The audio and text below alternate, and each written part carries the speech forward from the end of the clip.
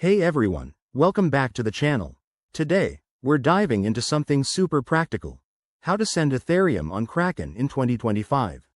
If you're new here, I'm your go-to guide for all things crypto, and this step-by-step tutorial will have you transferring ETH like a pro in no time. Kraken has evolved a lot by 2025, with enhanced security features and a sleeker interface, so let's get started.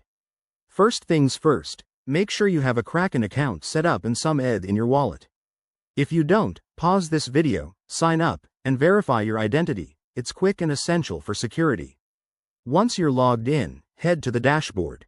You'll notice the 2025 update includes a new Quick Actions menu on the home screen. Click on that and select Send Crypto. Next, choose Ethereum from the list of assets. Kraken's interface is now even more user-friendly, with real-time market data right there to help you decide the best time to send. Enter the recipient's wallet address. Double-check this to avoid any mishaps. Crypto is irreversible. Then, input the amount you want to send. Remember, fees have been optimized in 2025, but always review them. Look for the Eco Mode option to minimize costs.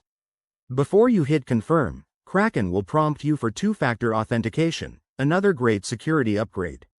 Once verified, review the transaction details one last time. Click Send, and voila, your ETH is on its way. You'll get a notification almost instantly, and you can track the status in your transaction history tab. A few quick tips. Always use a hardware wallet for larger amounts, and keep an eye on Kraken's blog for any regulatory changes in 2025.